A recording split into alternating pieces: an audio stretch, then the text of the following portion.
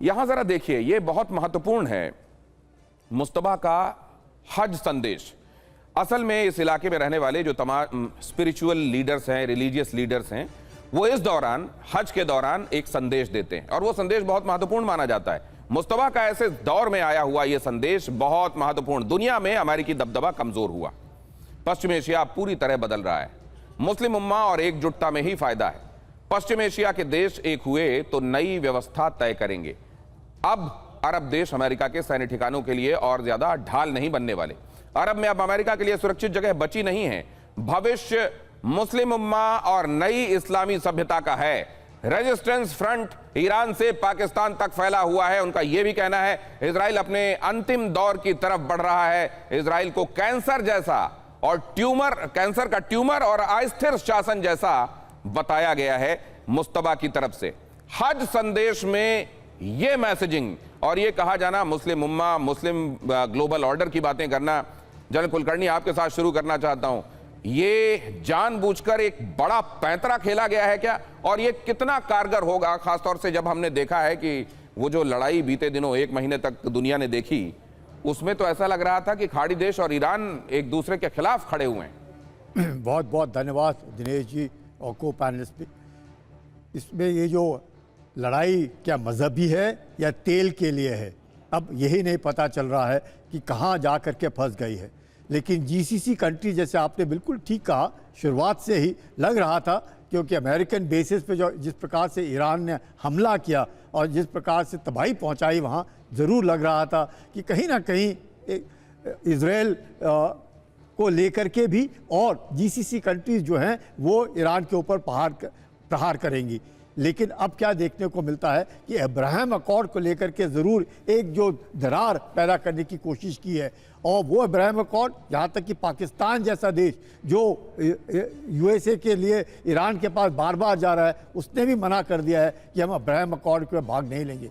कौन देश है जिसने अब्राहम अकॉर्ड दस्तखत किया है? जॉर्डन है, इजिप्ट है। मकसद एक, जैसे आपने बिल्कुल ठीक कहा दिनेश जी, मज़हब को लेकर के, और मज़हब क्या कि यहूदियों को उनका हक दिलाने के लिए। लेकिन मुस्तबा जिस प्रकार से बार बार ये कह रहे हैं कि हम इजराइल को खात्मा करके ही अब रहेंगे, ये बहुत ख़तरनाक है। Death to Israel, death to America, अब जिस प्रकार से ला रहे हैं, और मुझे लगता है कहीं ना कहीं वाहिदी जो है वो इसके जिम्मेवार हैं, क्योंकि वाहिदी IRGC के कमांडर, पुराने मिनिस्टर ऑफ डिफेंस, पुराने मिनिस्टर ऑफ इंटीरियर, अब जिस प्रकार से उन्होंने बिल्कुल एक तरीके से मैं कहूँगा गाड़ दिया है कि हम अब नहीं छोड़ेंगे, इजराइल को नहीं छोड़ेंगे, अमेरिका को नहीं छोड़ेंगे, अब ये लड़ाई जो है वो अंत तक जाएगी।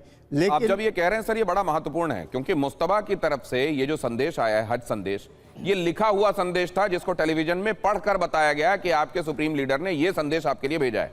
असल में वाहिदी मुस्तबा के नाम पर बहुत सारी चीजें कर रहे हैं क्या, ये भी एक सवाल है। आपकी बातों से ये सवाल और भी ज्यादा मजबूत होकर सामने आया। एक के बाद एक 3 धमाके यहां देखिए जरा। ईरान का पोर्ट दहला, बंदर अब्बास में 3 धमाकों की IRGC ने पुष्टि भी कर दी है। सिरिक और ज़ास्त में भी विस्फोट जैसी आवाजें आई हैं।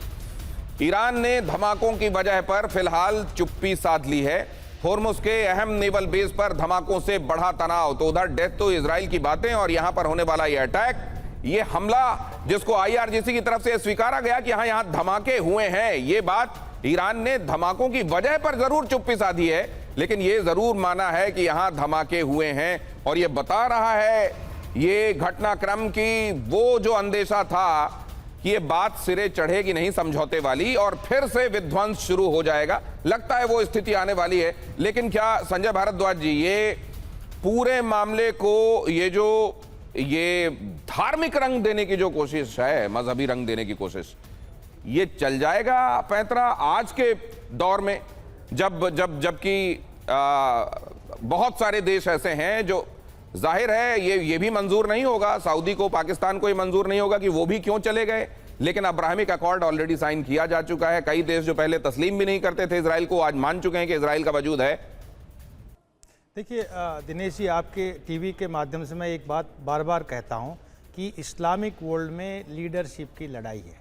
कि इस्लामिक वर्ल्ड को, इस्लाम को कौन लीड करेगा? सऊदी अरबिया करेगा जो अमेरिका के इशारे पे चलता है, या ईरान करेगा जिसके बैकिंग आज के दिन चीन भी कर रहा है, रशिया भी कर रहा है? ये पहली लड़ाई है और उसमें मुझे लगता है कि जिस तरीके से मुर्तज़ा ने अपना स्टेटमेंट दिया है, वो यही कह रहा है कि ईरान इस जो इस्लामिक वर्ल्ड है, मिडिल ईस्ट है, गल्फ कंट्रीज है, उनका लीडर है।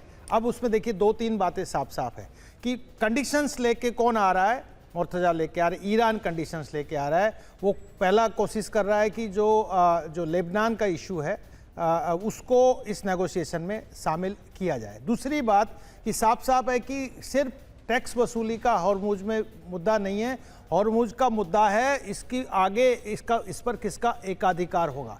तीसरा जो उस कंडीशंस लगा रहा है वो कह रहा है सिर्फ बात कहाँ रुकी हुई है कि जो 24 बिलियन जो असेट्स हैं उसको डिफ्रीज करने की बात है। साफ साफ नज़र आ रहा है कि जिस तरीके से स्ट्रांगली मुर्तज़ा और ईरान नेगोशिएट कर रहा है, जिस तरीके से अपने पॉइंट्स अमेरिका के सामने रख रहा है, तो यही साबित करना चाहता है कि अब आपका जो एक प्रभुत्व था मिडिल ईस्ट में वो ख़त्म हो चुका है।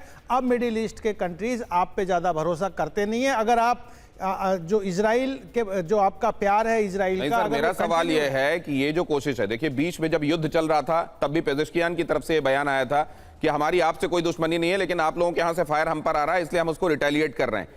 हम आपसे कोई दुश्मनी नहीं रखते।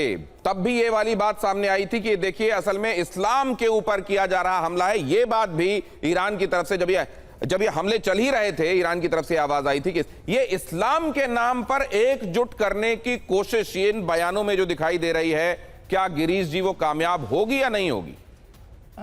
धन्यवाद दिनेश। आपका सवाल बहुत जटिल सवाल है कि भविष्य में ये कौन सक्सेसफुल होगा। अब्राहम अकॉर्ड को लेकर अमेरिका सक्सेसफुल होगा या मुस्लिम यूनिटी को लेकर ईरान सक्सेसफुल होगा। लेकिन जहाँ तक मेरा मानना है कि आपने देखा जैसे ही अब्राहम अकॉर्ड की बात ट्रंप साहब ने कल करी तो सारे के सारे मुस्लिम देश जो अरब देश थे, पाकिस्तान था, वो बिल्कुल विरोधाभास में खड़े हो गए। सो आप देखिए उनका इनिशियल रिएक्शन ही एकदम रिजेक्शन का था। जहाँ तक अब्राहम अकॉर्ड को वाइडन करने की ट्रंप साहब की जो कोशिश है वो तो पहले ही धक्का खा चुकी है। और अगर आप मुर्तबा साहब का जो बयान देखेंगे मुस्लिम वर्ल्ड को यूनाइट करने का, ना उसका नेगेटिव कमेंट आया है ना पॉजिटिव, न्यूट्रल है। अभी अरब देशों ने उसके ऊपर कोई टिप्पणी ज़्यादा नहीं करी है। अगर आप दोनों के रिएक्शन को देखें और उसको एनालाइज करें तो आपको लगेगा कि जो मुर्तबा साहब की जो अपील है मुस्लिम वर्ल्ड को अपील करने की, वो ज़्यादा सक्सेसफुल रही है बजाय ट्रंप साहब की अपील अब्राहम अकॉर्ड को वाइडन करके मिडिल ईस्ट को इंक्लूड करने की। मेरा जो मानना है कि ईरान चाहे सक्सेसफुल पूरे तौर पर ना हो, लेकिन कहीं ना कहीं अब्राहम अकॉर्ड को वाइडन करने की जगह मुस्लिम वर्ल्ड को यूनिटाइज करने में ईरान ज़्यादा सक्सेसफुल रहेगा।